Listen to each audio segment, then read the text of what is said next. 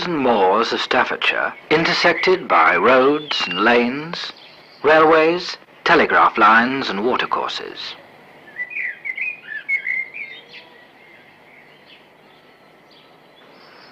Patterned by hedges, ornamented and made respectable by halls and genteel parks, enlivened by villages at the intersections, and warmly surveyed by the sun, spread out, undulating.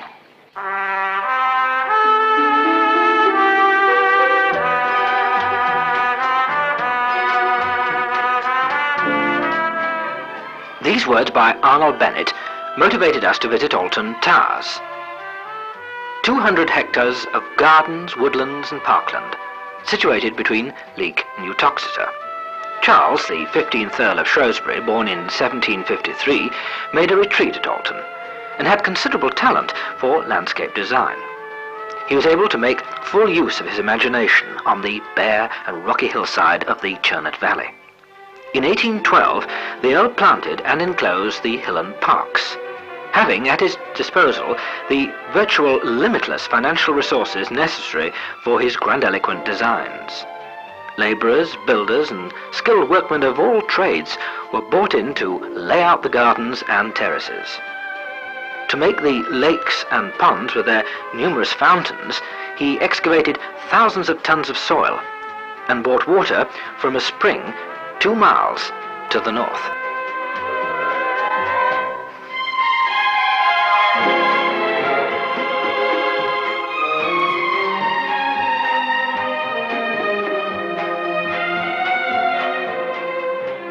One of the fountains is the Chinese Pagoda, with its 22-meter high plume of water soaring above the treetops.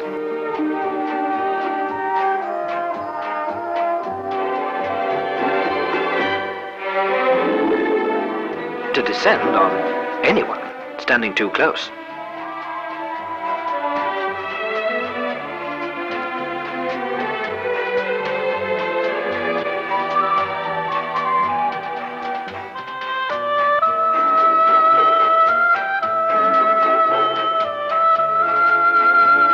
The Gothic-style Chinese temple is another fascinating example of his work. The Swiss cottage was built for a blind Welsh harper, whose job was to fill the valley with melodies.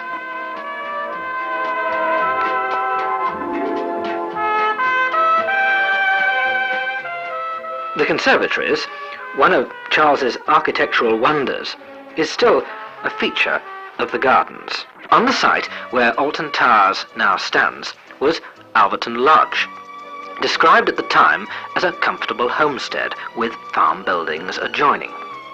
When Charles died in 1827, his nephew, John, made Alton his permanent home. He expanded the house and its fortifications, renaming it Alton Towers.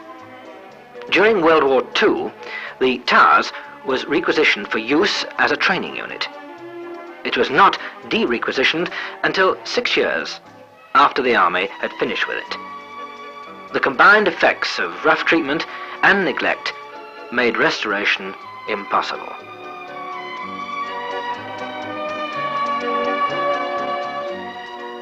Walking through the Gothic archway, one sees the monument which John put up to his uncle, with the inscription, "He made the desert smile."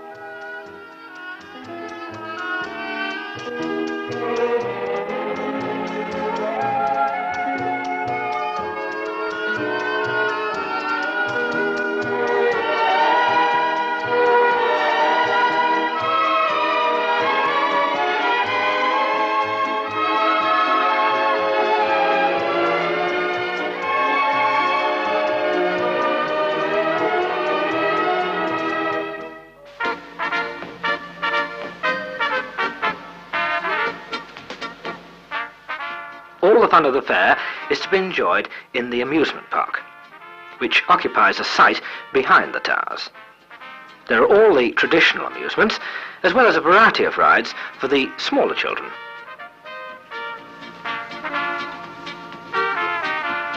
And the not-so-small child.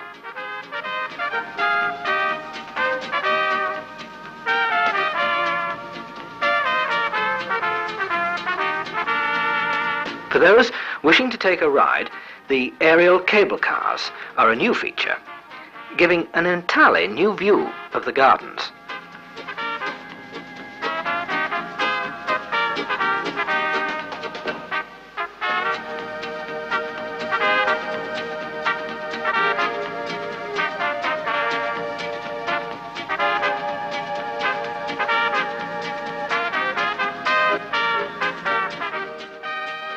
Occasional attractions are staged from time to time and range from band contests to stuntmen.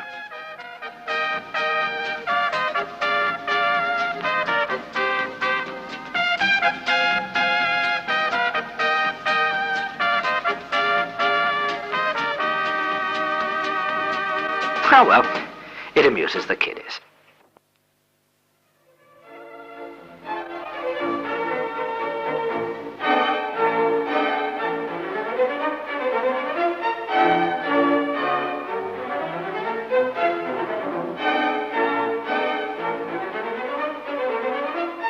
We certainly must agree with Arnold Bennett.